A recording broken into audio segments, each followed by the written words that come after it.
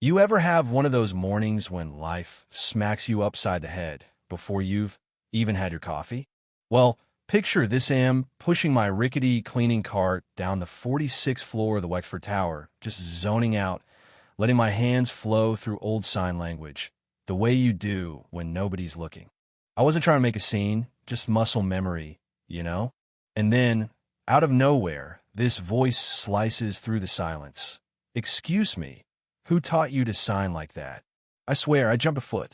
Standing there, hand still in midair, was this guy buttoned up, tall, sharper than a brand new razor, and, yeah, I recognized him. Marcus Rowe, the kind of CEO whose face shows up in business magazines and TED Talks. Not some regular dude who'd chat with a hotel maid. My heart was beating out of my chest because, honestly, I'd spent years learning to keep my head down, keep my job, don't rock the boat. I'm sorry, I stammered. I didn't mean, but Marcus just tilted his head, not angry, just curious. That was ASL, right? For a second, I thought he might write me up. I told him about my brother deaf since he was a kid. I learned signing for him, nothing fancy, just family stuff. Instead of brushing me off, Marcus actually smiled. Would you mind stopping by my office tomorrow? Nothing formal. I just think you could help us. That was it.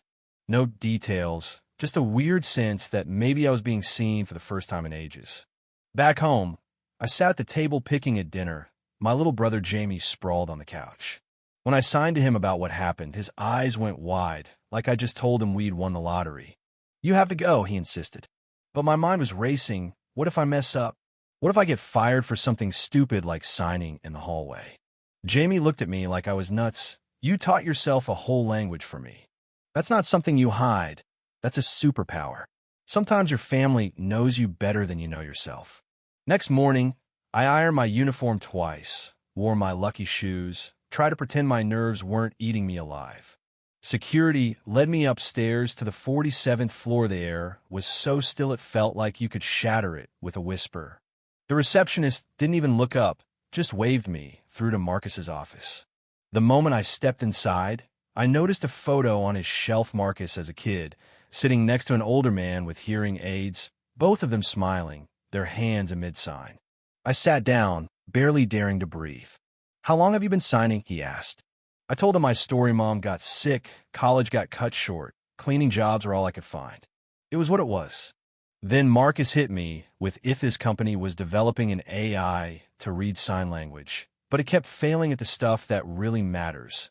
Emotion, nuance, the messiness of real life. We need someone who lives the language, not just reads it out of a book, he said.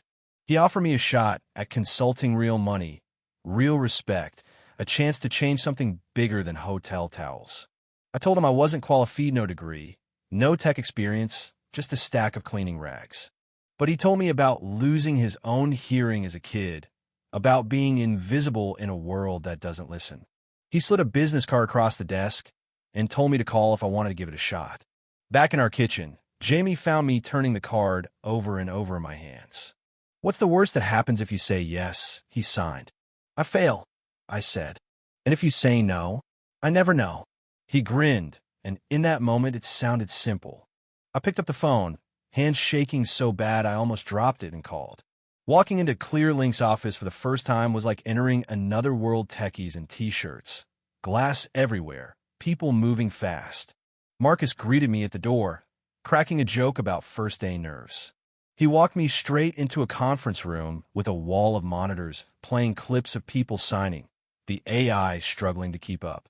He handed me a tablet, and together we watched as the system butchered even the simplest sentences. That's not just wrong, that's dangerous. I blurted, realizing I was finally saying what I'd always thought. For the next 2 hours, I was a different person explaining the difference between textbook ASL and what families really use. The way a face or a pause can mean more than any sign. Marcus's team actually listened.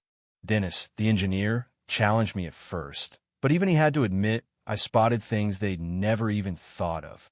I felt my old fears slipping away, replaced by a weird kind of pride. And then Twissera, the company's operations chief, walked in. She was all heels, sharp suit, and even sharper words. She pulled me aside, real quiet, and said, Marcus's trust is rare. Don't take it for granted. Not everyone here thinks you belong. I left the room with my stomach in knots, her words rattling around my head. But as I sat there, Mrs. Ellis, my old supervisor at the hotel, found me by the vending machine. She gave me this look, the kind like she could see right through me. You have what they don't, grit. The world changes when people like us stop listening to the voice that says we don't belong. It wasn't a pep talk, it was the truth. A week passed then too. Every afternoon I was at Clear Link, helping fix the AI, showing the team what they missed. Clara, the UI designer, became a friend. She showed me how my feedback took the system from 70% to 93% emotional accuracy. I started believing maybe I had something real to offer. Then, one night, I overheard Sarah tearing me down in the hallway telling HR that letting a maid consult set a bad precedent. I confronted Marcus the next day, told him maybe I was in over my head. He just smiled. I dropped out of college too. What matters is heart, not credentials. And just like that, he offered me a full-time job director of human experience, stock options, a salary that was more than I'd ever seen. I called Jamie and told him, and he laughed so hard I had to hold the phone away from my ear. You did it, he signed. You changed the game. I wanted to believe it. But then things took a turn. A compliance officer, Mr. Bennett, started digging into my past, warning me that being in the spotlight comes with scrutiny. When a government agent showed up, asking questions about Jamie's activism's death, not dangerous, I realized this was bigger than me. The next day, I spotted lines of code being tampered with. Someone was dulling down the AI's empathy, making the system less responsive to distress. I traced the changes, and with Claire and Marcus, we discovered it went all the way to compliance staff trying to sanitize outputs for legal reasons. We took our findings to the board mode. How the AI now turned "I'm scared" into "this environment makes me uncomfortable." It hit home. Government auditors got involved, Sarah and Bennett were suspended, and for the first time, my name was on the internal emails as the whistleblower. The judge told me, "You didn't just fix a bug, you set a new standard." I realized then that justice isn't always a headline or a verdict. Sometimes it's a quiet fight, one that starts with listening. And when Marcus handed me the offer to lead a new division, full autonomy, a chance to build from scratch, I looked in the mirror and saw someone who belonged, not because of her past, but because she refused to let silence win. So yeah, that's my story, messy, real, and honestly just beginning. What about you? Would you take the risk, step out of your comfort zone, stand up when the odds are stacked against you? Or do you think it should always come down to who's got the fanciest resume? Drop a comment, tell me where you stand, because sometimes the biggest change starts with just one person willing to be heard.